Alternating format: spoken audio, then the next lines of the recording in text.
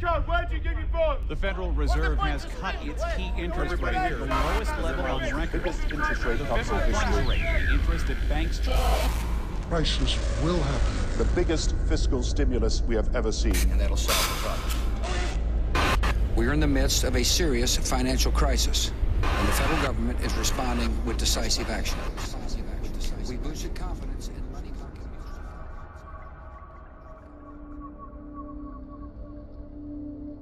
market. Have you taken a large home loan? Or did you put your savings in stocks, mutual funds, or bonds? If not, then you can relax. But all of us who did are living on borrowed time. This is the story of the greatest financial crisis of our time, the one that is on its way.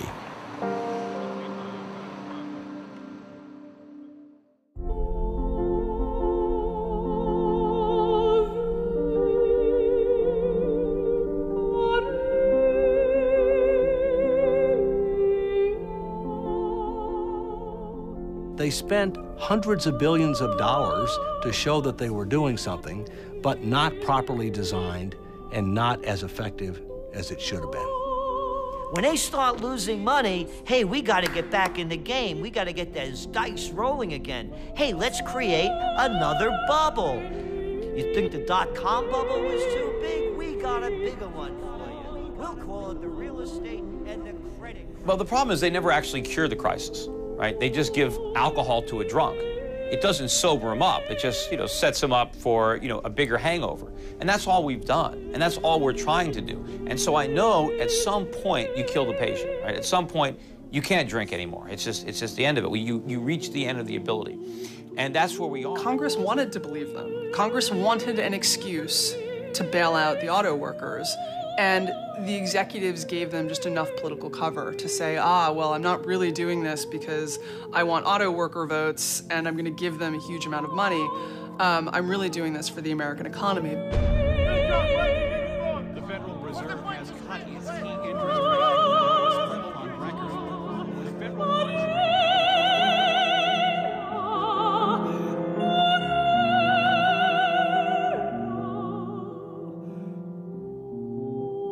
So the solution is the problem. That's why we had a problem in the first place. And this is the danger in protecting investors and consumers from the consequences of their own decisions.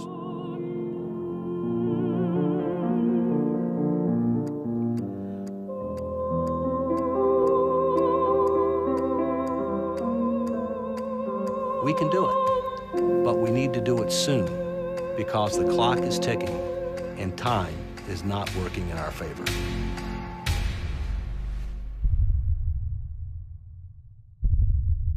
I know many Americans have questions tonight. How did we reach this point in our economy? And what does this mean for your financial future? These are good questions, and they deserve clear answers. And they deserve clear answers. First, how did our economy reach this point? They took down the symbols, the financial symbols of America, the twin towers of the world trade. Today, we've had a national tragedy. 2 airplanes have crashed into the World Trade Center.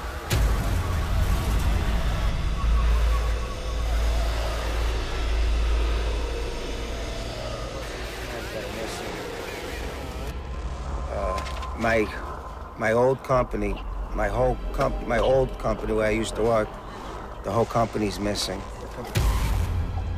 The story of the great financial crisis begins, just like many of the stories of our era, in the United States on September 11th, 2001. The terrorists knew exactly what they were doing, striking at the ultimate symbol of the global economy.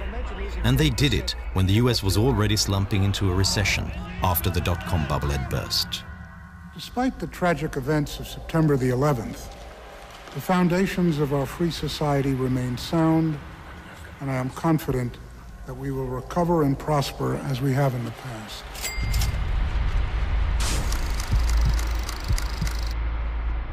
In spring 2001, the Federal Reserve started lowering interest rates. And now it continued lowering rates to save companies on the brink and to keep unemployment down. During 2001, the interest rate was lowered from 6.5 to 1.75%. In 2003, it was cut all the way to 1%, and it remained there for a full year. Predicting the panic of 08, the economic 9/11, and the current economic crisis that we're still in was probably one of the easiest forecasts we've ever made in our 30 years of trend forecasting. It was very simple. Gerald Celente lives in Kingston, a few miles north of New York. He's one of the top trend analysts in the US. He has been called a modern Nostradamus. He didn't just predict the current crisis, he also predicted the dot-com bubble and the stock market collapse of 1987. Immediately after 9/11, the President of the United States, George W. Bush, told the people to be good Americans and go out and shop. But how are they going to do it? You're in a recession. The Federal Reserve comes to the rescue. In his memoir, Federal Reserve Chairman Alan Greenspan writes that he knew that low interest rates might cause a bubble. It's party time! Traditionally, central banks remove the punch bowl once the party starts. The interest rate can't remain low for too long, or people will do things they'll regret later. This is one party that just has to turn out right. Well, the purpose of a party is to have fun together. And a successful party needs planning and skill. Greenspan argued that the Fed should never remove the punch bowl, but rather keep refilling it when the party started to peter out. And if things went bad, the Fed would clean up the mess and tend to the hangover. Banks and speculators loved it. Now they could take greater risks than ever before. If they were successful, they could keep the profits. And if they were unlucky, Greenspan would rescue them. Mom was that way. Let me come home crying over something and she'd give me candy every time. When you see the stock market come down and the real estate bubble burst, all that phony wealth is going to evaporate. And all that's going to be left is all the debt that we accumulated to foreigners. Peter Schiff is another analyst who was roundly mocked when he predicted a crisis for the US economy in the midst of the boom. We went on an unprecedented global spending binge. American citizens borrowed and spent trillions of dollars to buy stuff. And that is why we're in so much trouble. It was because we got drunk on all that Fed alcohol. Fed alcohol. Fed alcohol. In a world that was suddenly uncertain, with the country under attack, nothing felt safer than investing in your own home, in the American dream. I do believe in the American dream. I believe there is such a thing as the American dream. Owning a home is a part of that dream.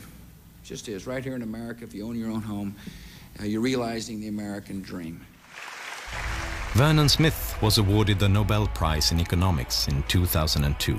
He received it for his research in experimental economics. In his experiments, he puts economic theories to the test. Smith is an expert on bubbles. If you can buy a home with almost nothing down, then you do well if the prices continue to go up. If it goes down, well, then you have an incentive to walk away from it and let the bank have it. Low interest rates caused a housing bubble. Cheap loans encouraged people to buy more and bigger homes. Housing prices began to rise by 10% a year. So many took out a second mortgage on their old house to fund consumption. You want to go on that vacation? Buy some new clothes? How about putting an addition on your house? You don't have the money?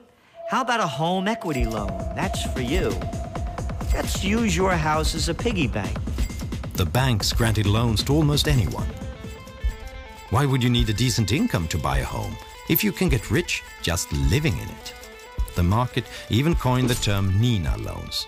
No income, no assets, no problem. You'll get a loan anyway. The legislation was more aggressively pushing lenders to lend to people of modest means, people whose incomes were 80% of the median income or below. Politicians encouraged this. For a long time, both the left and the right have been encouraging home ownership. So they've created deductions, subsidies and insurances. And they created two huge mortgage financing companies, Fannie Mae and Freddie Mac. Their job was to use thousands of billions of dollars to insure loans for people who couldn't get them on the open market. They were government-sponsored enterprises. They had private owners, but they had been created by Congress, and their transactions were guaranteed by the government.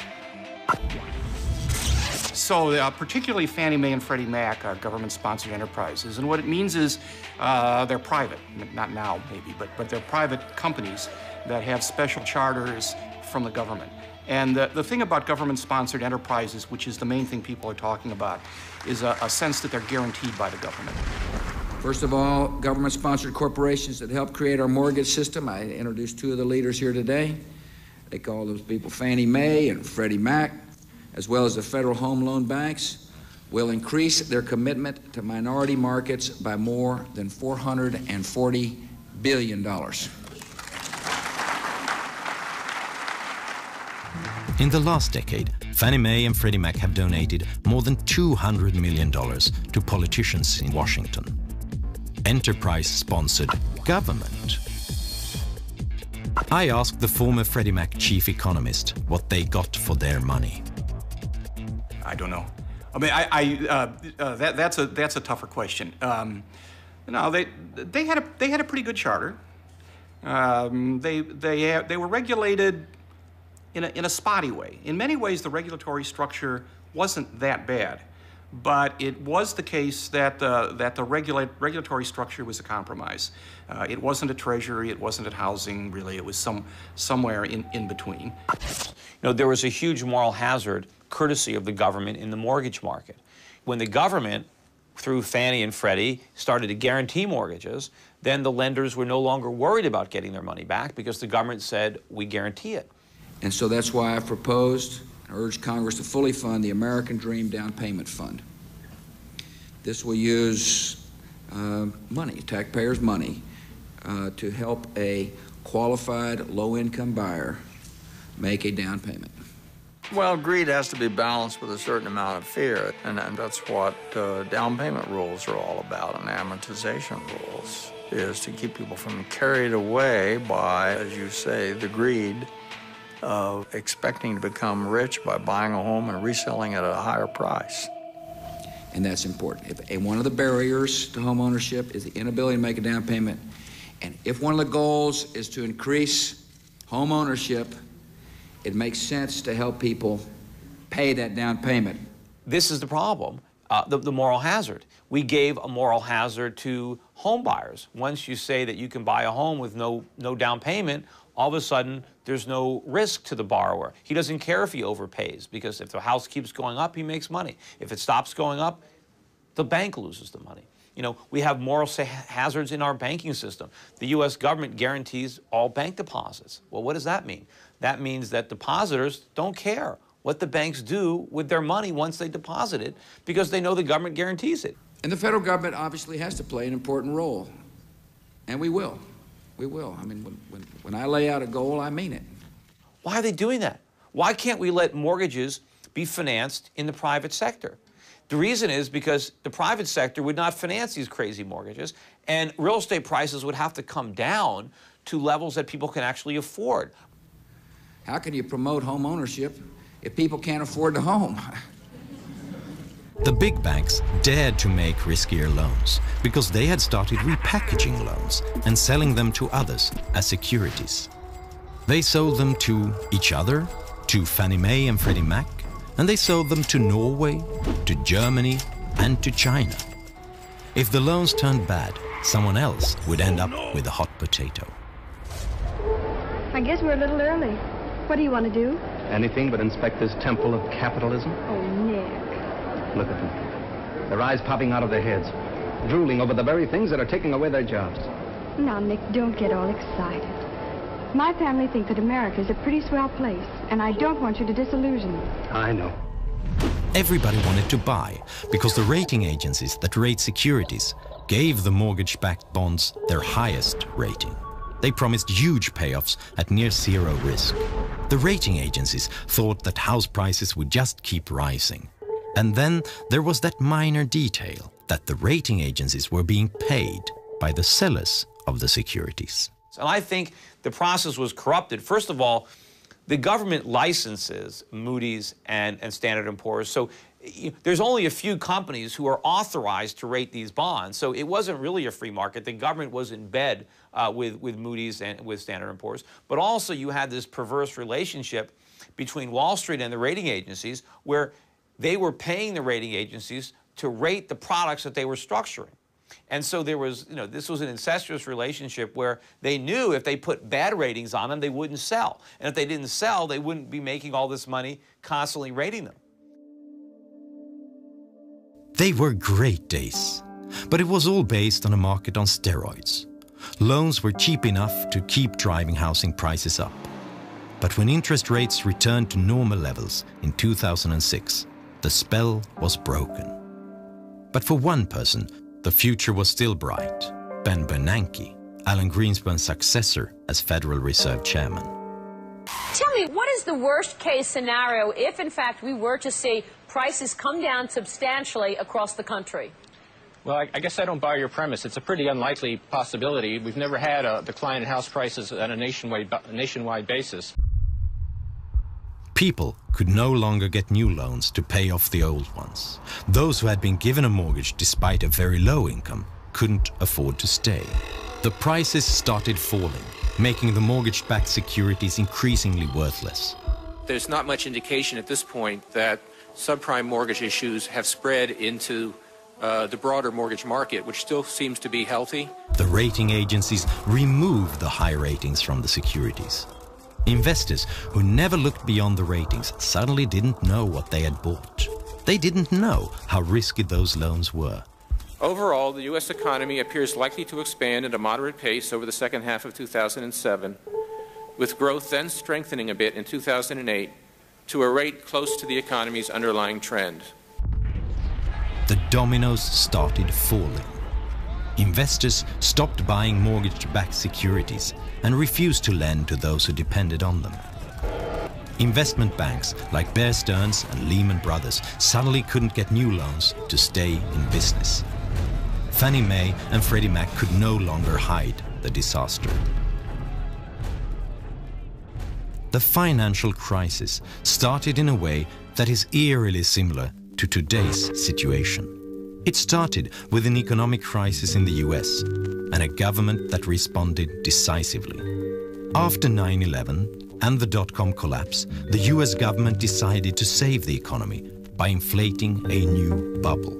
Today, the world is trying to get out of the financial crisis by inflating a new bubble. The difference is that this bubble is much bigger.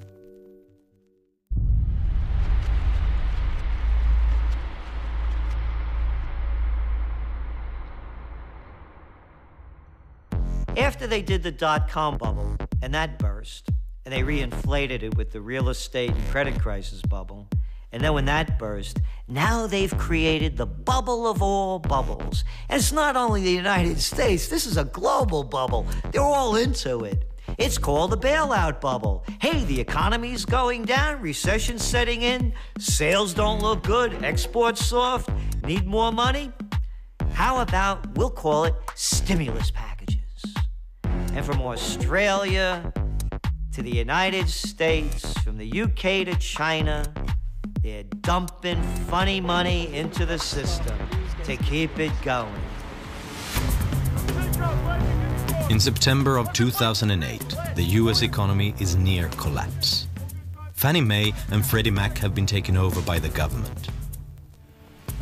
On September 15th, giant investment bank Lehman Brothers goes bankrupt after monumental bets on real estate. AIG, the largest insurance company in the world, collapses the next day. Fear sets in. It seems like anyone can fail. Suddenly, banks no longer dare make loans to companies or each other. Experts warn that the economy is about to collapse. This CBS News special report, a presidential address to the nation. From CBS News headquarters in New York, here is Katie Couric. Good evening, everyone. President Bush asked the networks for this television time so he could talk directly to you about a national crisis. Some of this country's major financial institutions are in danger of collapsing under the weight of bad mortgages, and that would be devastating for the entire economy. We are in the midst of a serious financial crisis, and the federal government is responding with decisive action.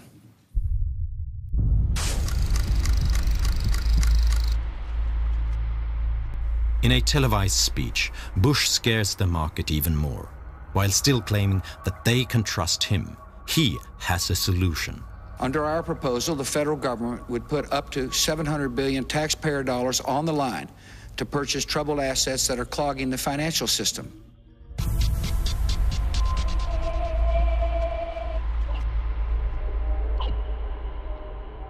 The US government wants to spend huge amount on Wall Street banks to cover their bad deals. Even banks who don't want the money will be forced to take it, so that the public won't know which banks are on the brink of collapse. All those in favor say aye. Opposed say no. The ayes have it. Speaker. I want to thank the Secretary of the Treasury for working hard with the members. I thank the members for working long hours like they've been doing to come up with a solution that's bipartisan and that'll solve the problem. On October 3rd, Congress approves the biggest financial bailout in history. $700 billion.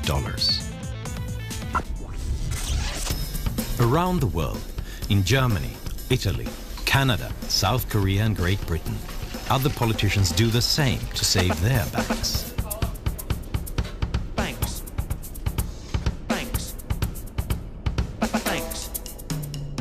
We've taken the right, the decisive and the tough decision that was necessary to protect the stability of the financial system and to protect the depositors.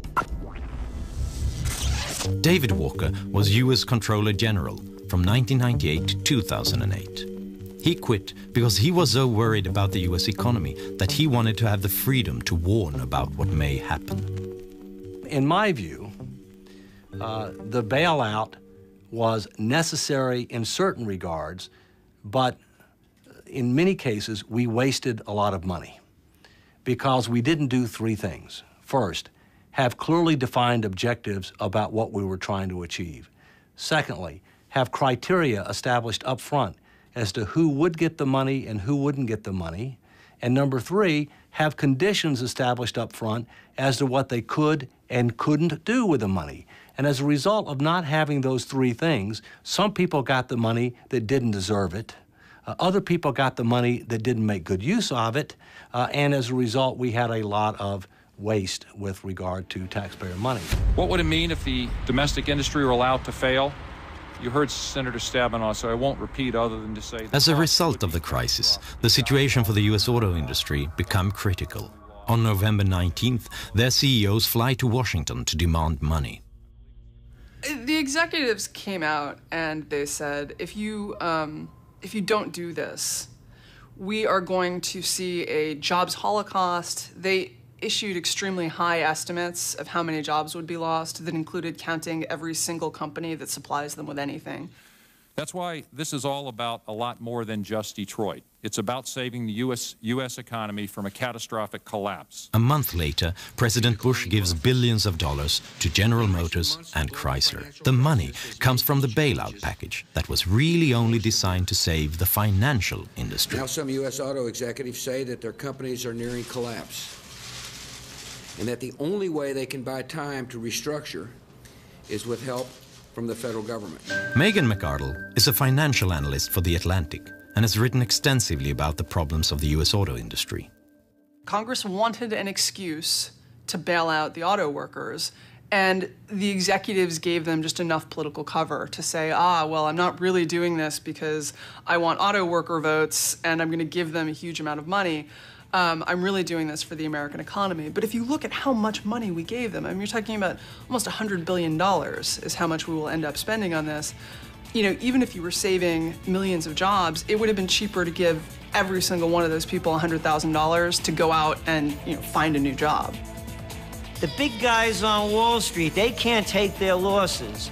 They're crybaby capitalists. Oh, they preach capitalism for everybody but themselves.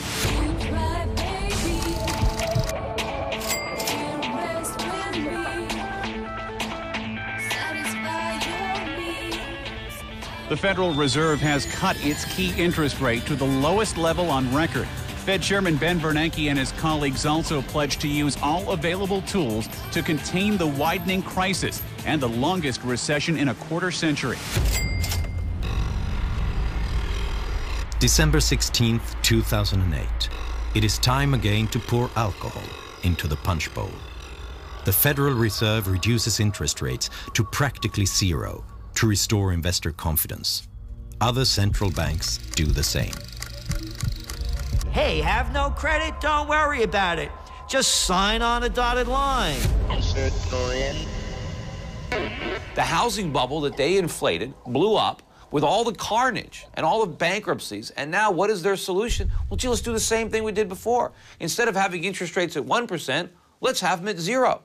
And let's buy everything we can. Let's print money and buy mortgages. Let's buy credit card debt, student loans. Let's buy bonds and let's drop money from helicopters to try to get the same risk-taking, excessive gambling on Wall Street. Let's try to convince Americans who are already loaded up on debt to go out and buy more stuff, to go out and go deeper into debt. And if the banks don't want to lend them money, let's make them lend them money. I mean, this is economic, suicide. While the Fed lowers interest rates, President-elect Barack Obama prepares an enormous stimulus package meant to get the U.S. economy going. We are running out of the traditional ammunition that's used in a recession, which is to lower interest rates. They're getting to be about as low as they can go.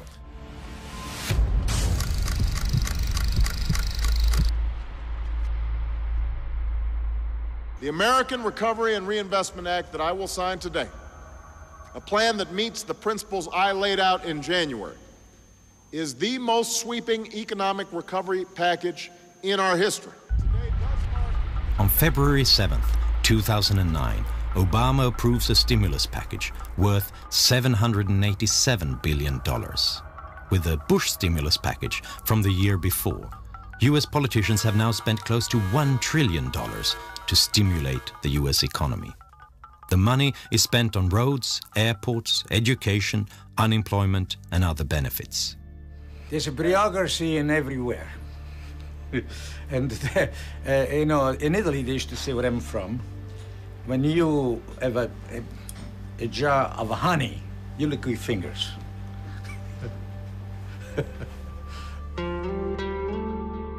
The town of Union is located a few hours from the Canadian border.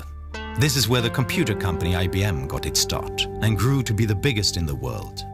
The factories are now empty, but the town has acquired a small town rhythm.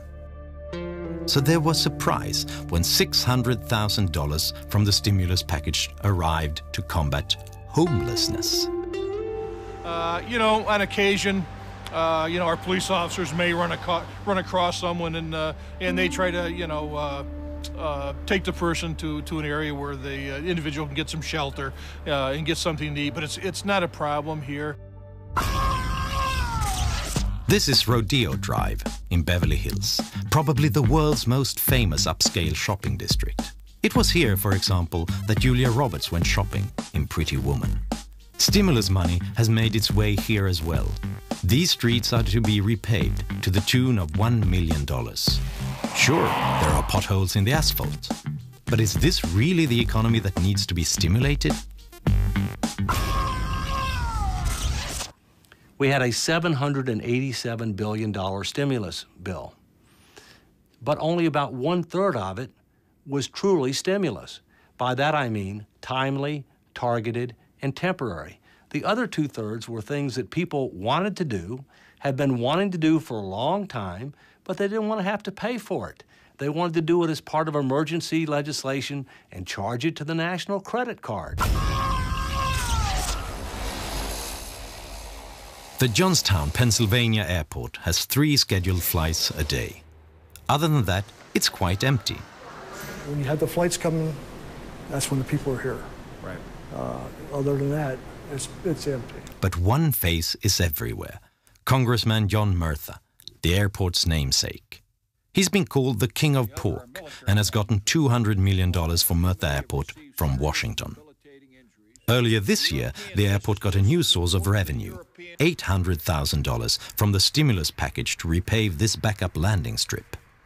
The head of the airport insists that the landing strip is safe. So why does it need doing if it's not a safety issue?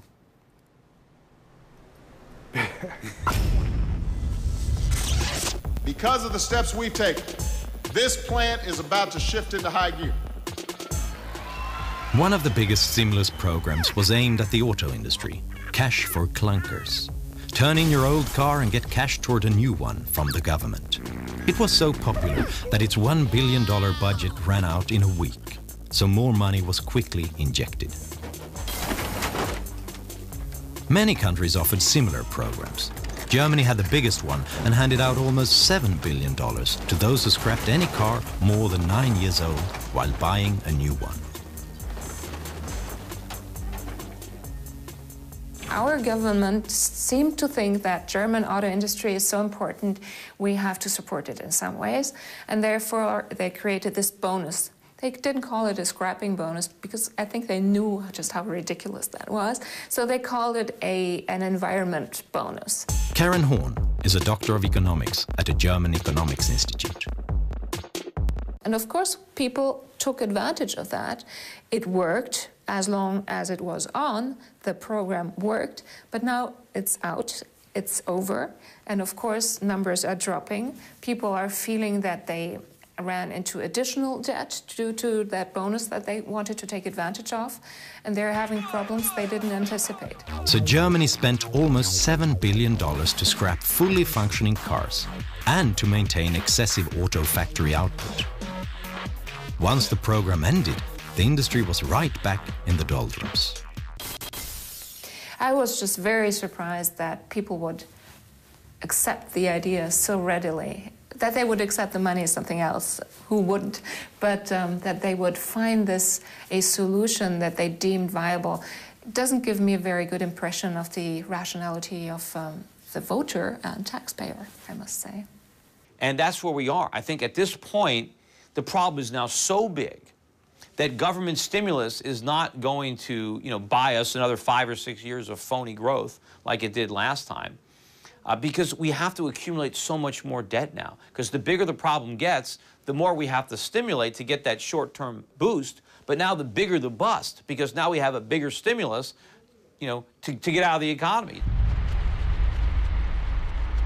About a year after the worst economic crisis in modern history, Lehman Brothers is gone. But apart from that, Wall Street looks much the same. Many banks are reporting record profits. The world's stock markets have skyrocketed. The market is finally breathing a sigh of relief. But isn't it somewhat uncomfortable? Haven't we been here before? All the measures that we have taken to save the economy, the low interest rates, the massive debt, the safety net for the financial industry, these are the very things that led us into a crisis in the first place. We've been saved from the consequences of one burst bubble by inflating 100 new ones all over the world.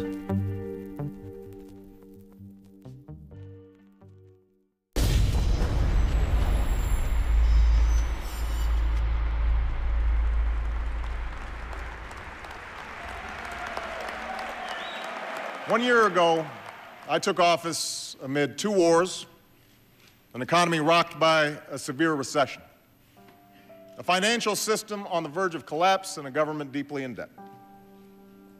Experts from across the political spectrum warned that if we did not act, we might face a second depression. So we acted, immediately and aggressively. And 1 year later, the worst of the storm has passed. Viens avec moi à l'hôtel d'amour. L'amour est partout. L'amour est pur et libre. Réaliser tes rêves à l'hôtel d'amour.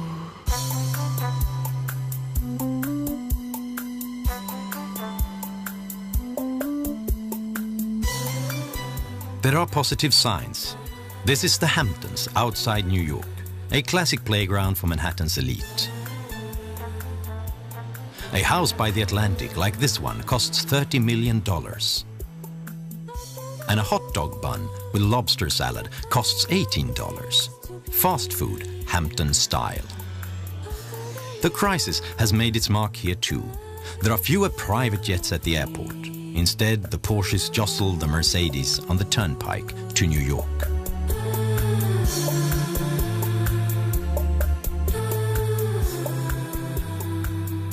New York City, Washington, D.C., and Los Angeles, California don't represent the real world. They also don't represent the real part of America, the so-called Main Street of America. My tax money go to Beverly Hills. Well, there's a lot of money in Beverly Hills. I don't think they needed my money than there. But that's a different world. That's not a reality, you know, than that. If you ever visit Union and need a haircut, you may well end up at Frank Petrilli's barbershop.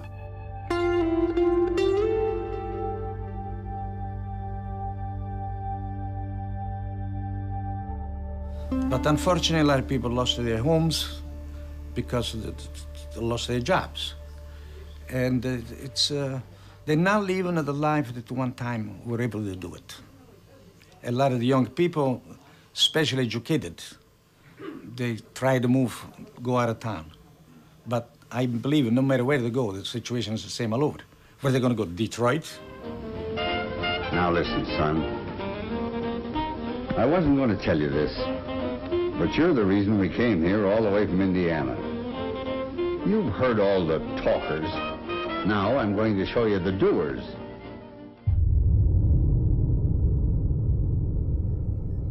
The US government has launched bailouts, stimulus packages and guarantees to the tune of $10,000 billion. Caught myself wondering for the 100th time how the hell I got here. What the hell I'm doing here. That's more than the total cost to the US government for World War I, World War II, the Korean War, the Vietnam War, the invasion of Iraq, the New Deal, the Marshall Plan, and the moon landing. Bush almost racked up more US debt than all presidents before him combined, from George Washington to Bill Clinton. And Obama is almost creating greater debt than all presidents before him, including George W. Bush. But it's not just the US that's increasingly looking like a house of cards. During the crisis, many governments went deeply into debt. Estimates say that the average debt in the richest nations will exceed 100% by the year 2011.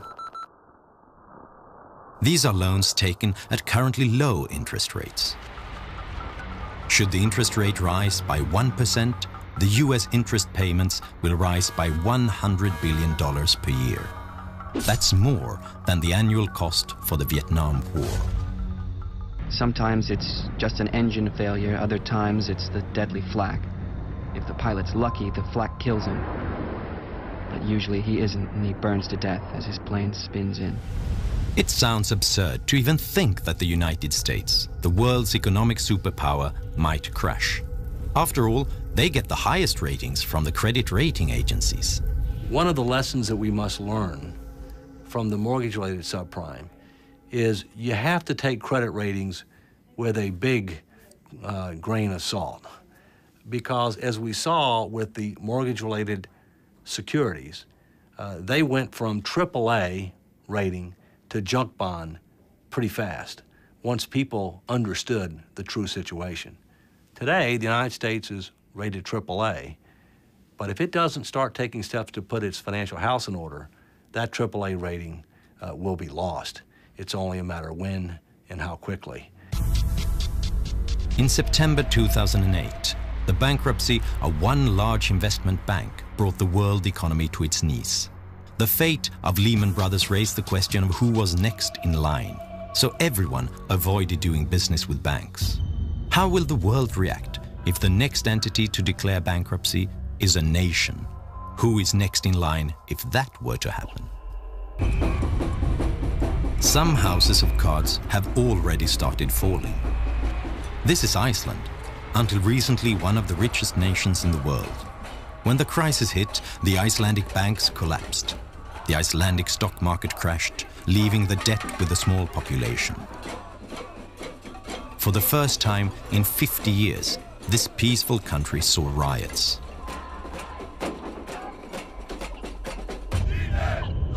This is Greece. Here, deficits have hit a record high. The national debt is approaching 135% of GDP. The market wants higher interest rates for Greek loans, increasing the pressure on its strained economy. It seems like the Greek government needs a bailout to avoid collapse. Italy, Spain, Portugal, and Great Britain are other EU nations with similar problems. What about my country, Sweden? The country's finances are fairly robust. Our national debt and deficit are lower than that of most nations. But Sweden is highly dependent on the world economy. More than half of our prosperity is based on exports. When other countries crash, we get hit almost as hard.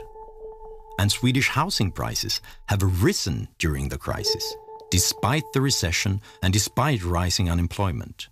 But because of low interest rates and a government mortgage company, SBAB, making loans easier to get.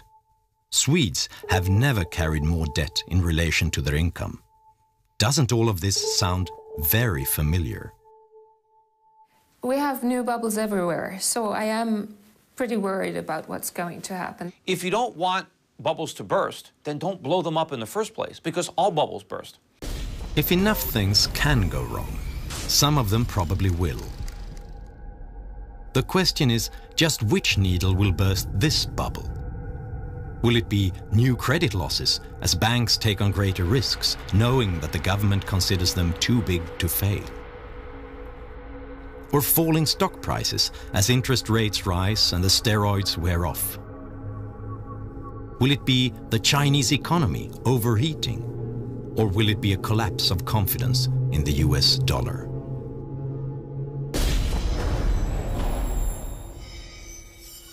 If we lose the confidence of our foreign lenders, and we must not allow that to happen, but if that were to happen, then there would be a dramatic decline in the dollar, a dramatic increase in interest rates, significant fueling of inflation, a very, very deep recession and possibly depression that would be felt around the world.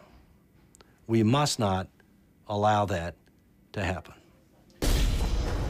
When the next bubble bursts, you cannot use the same emergency measures. You can't lower interest rates that are already at rock bottom.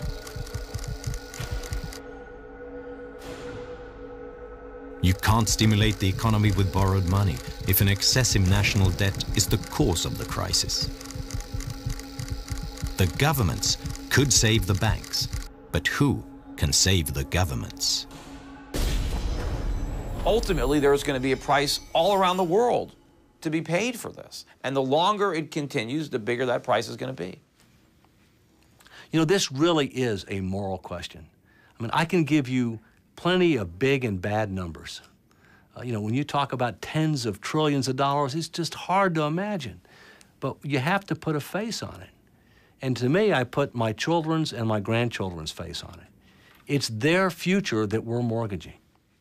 When we tell people that there's going to be a bailout bubble, and they see the world equity markets up 50, 60%, they don't want to believe that it's another bubble. They want to step right up back to that table and throw their dice and try to win their hand at the wheel of fortune that Wall Street's spinning. So people still don't want to believe that the worst is yet to come. It's easy to think of these predictions as much too gloomy, but that is exactly what people said the last time. when these experts predicted the 2008 financial crisis. They were laughed at in the media. You guys are deluding yourself.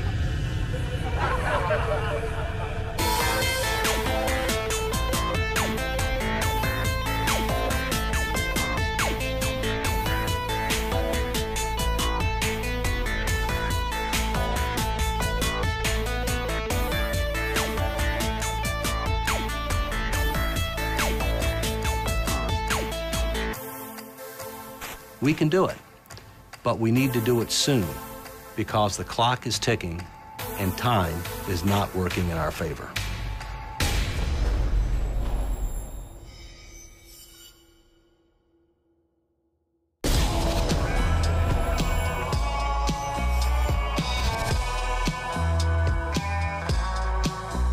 Some of the townsfolk said he was dumb as dirt, but it didn't bother him none. He had a steely look in his eyes that told a different story. He didn't pay no mind. He was a pioneer through and through, and his mind was as wide open as that prairie he'd left behind. His only weaknesses were women and firewater.